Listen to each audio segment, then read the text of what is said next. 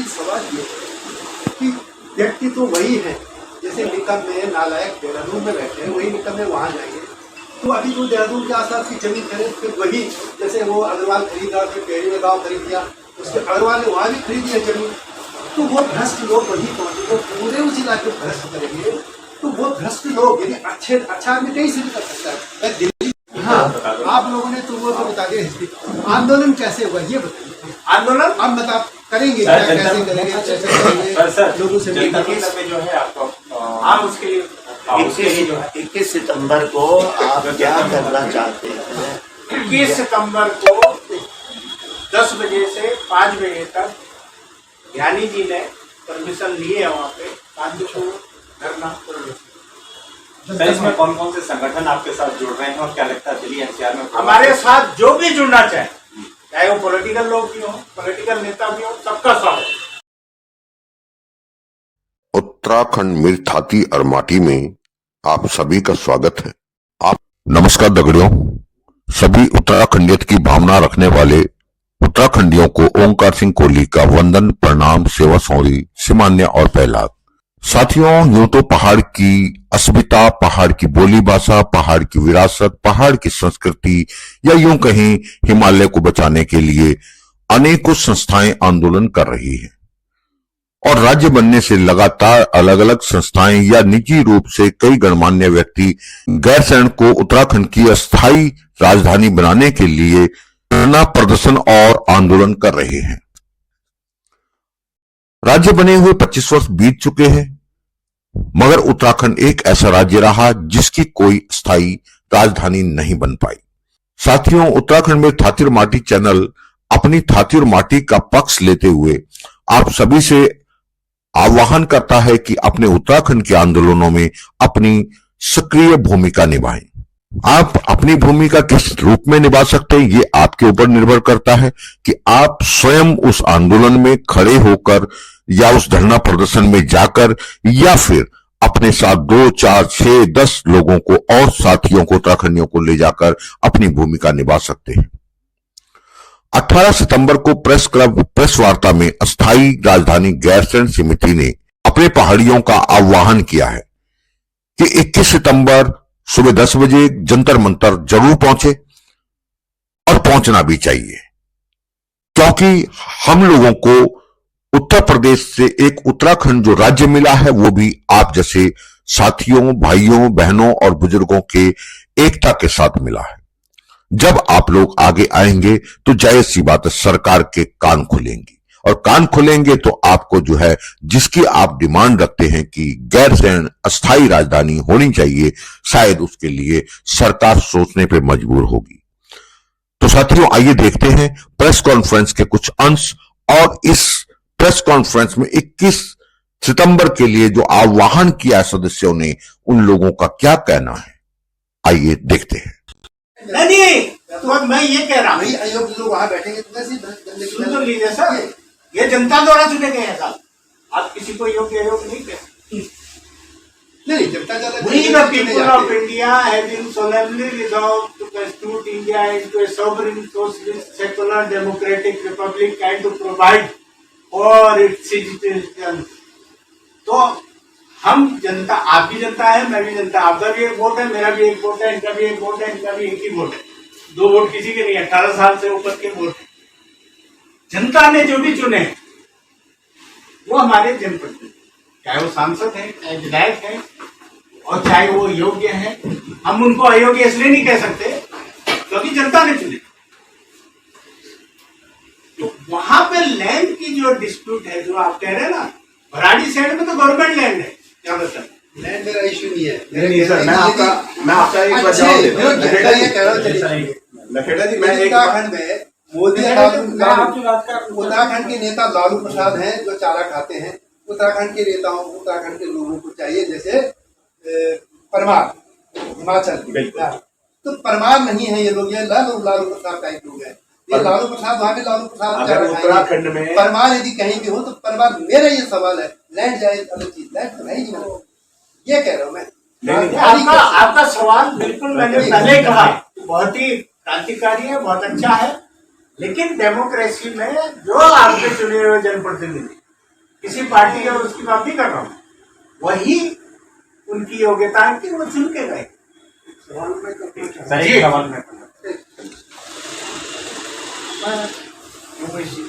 हाँ हाँ, नहीं आप मतलब मैं आप सब लोगों को साधुवाद देता हूँ, कम से कम आपने इस जो विषय को राजधानी के विषय को, और आप सारे लोग को परिचय हुआ से प्रभावशाली जो नहीं, हम कोई पॉलिटिकल लोग नहीं। हाँ प्रभावशाली, मैं बता दूं, हमारा पॉलिटिक्स से दूर दूर संबंध नहीं है। आगे भी कोई, मैं ध्यानी जी के बारे में ये बात नहीं कह सकता।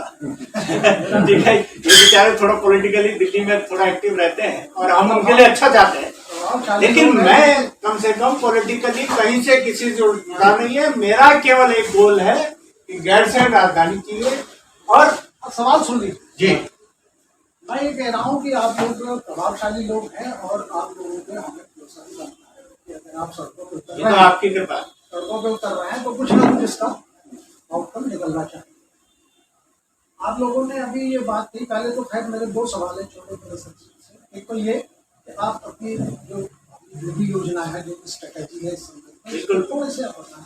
दूसरा, अभी ये कहा गया कि 9 नवंबर को जब ये राज्य बना 2000 को, तो इसके साथ 2 और राज्य बने जिनकी राजधानी बाकायदा घोषित रूप से बिल में उल्लेख था।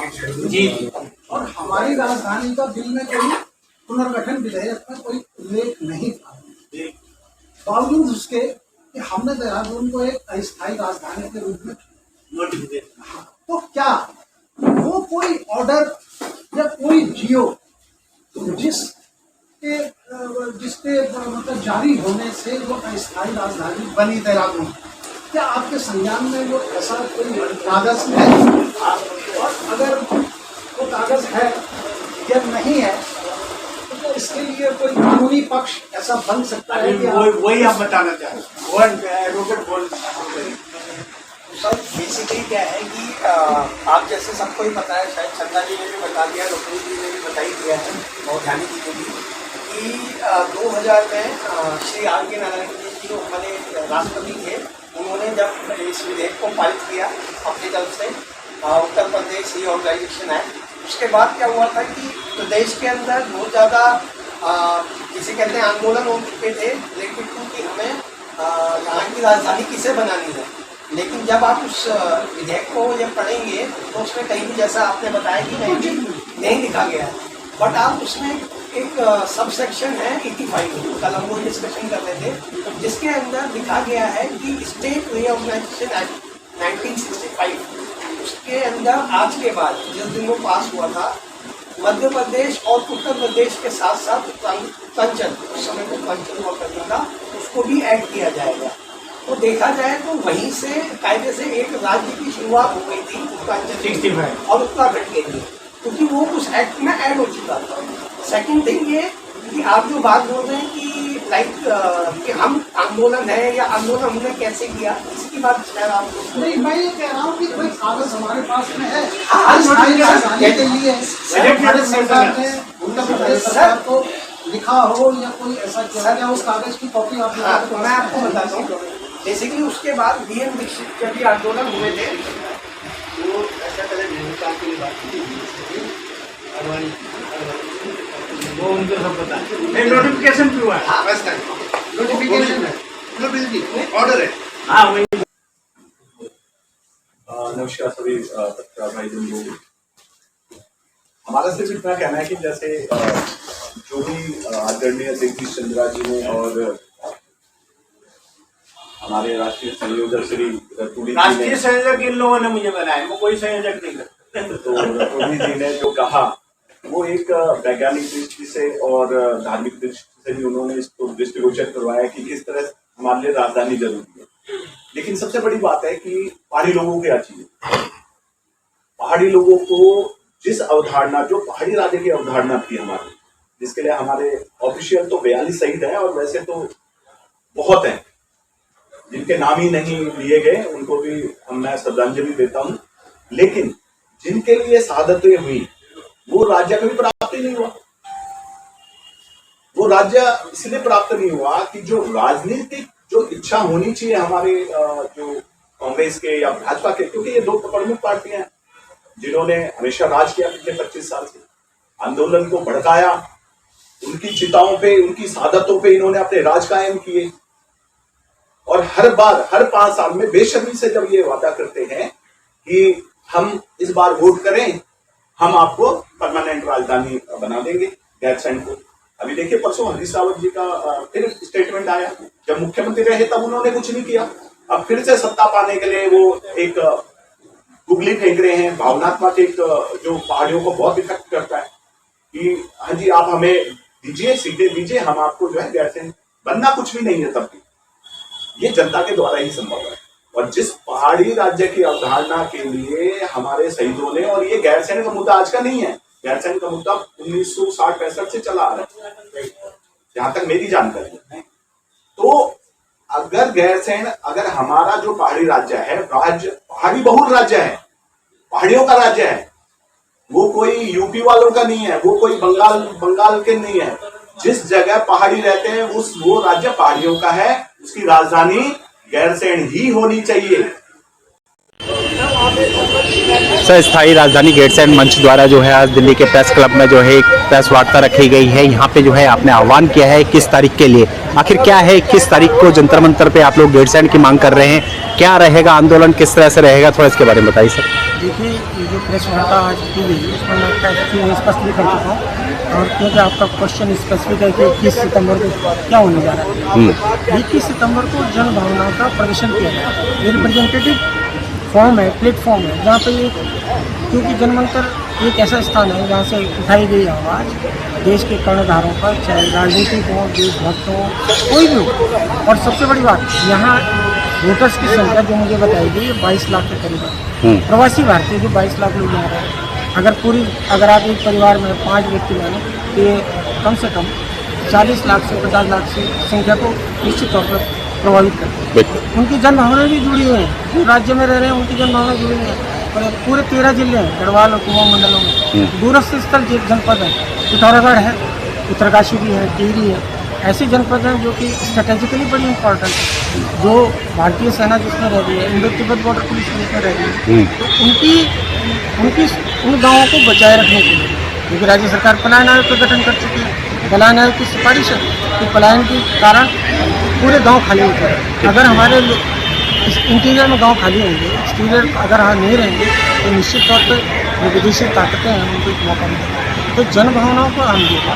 21 सितंबर को जो आंदोलन प्रस्तावित है वो केवल सरकार को सजग करने के लिए, कोई राजनीतिक मंच नहीं है। ये जन भावना का, जो जन भावनाएँ हैं उनका प्रदर्शन मात्र है। सरकार हो चाहे किसी भी क्षेत्र से जुड़ा हो, प्रत्येक व्यक्ति इस मंच पे आए और इकट्ठा होकर के पूरे केंद्र सरकार हो, राज्य सरकार हो, उनको एक सजग करें कि जन भावना के अनुरूप राजधानी का निर्माण। क्या लगता है सर, 25 साल होने जा रहे हैं उत्तराखंड को बने हुए, लेकिन गैरसैंण का मुद्दा जो है हर बार उठता है, कई संगठन आ गए, कई संगठन चले भी गए, लेकिन आपको क्या लगता है स्थायी राजधानी जो आपका गैरसैंण समिति मंच है, क्या लगता है कि ये दबने वाला नहीं है, ये अपनी आवाज़ को निरंतर बनाए रखेगा जब तक गैरसैंण नहीं बनेगा?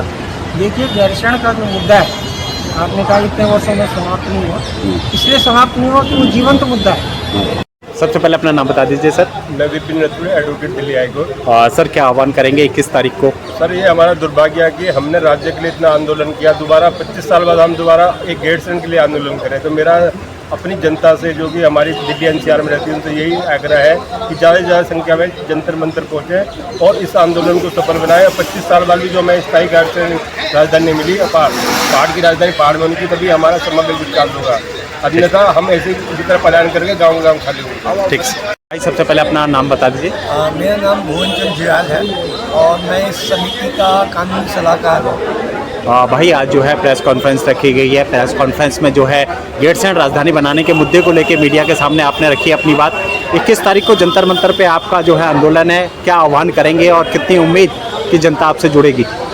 मैं ये उम्मीद करता हूँ जनता से कि वो ज़्यादा से ज़्यादा पहुँचे, क्योंकि शायद हो सकता है ये हमारा लास्ट और फाइनल डिसीजन हो और फाइनल आंदोलन हो, लेकिन जो हमारा गैरसैंण स्थायी समिति में स्थायी राज्य और राजधानी बनाने का जो हमारा वो है, तो मैं ज़्यादा से ज़्यादा सभी उत्तराखंडी भाइयों बहनों से ये प्रार्थना करूँगा कि वो ज़्यादा से ज़्यादा 21 तारीख को जंतर मंतर में आने की कृपा करें।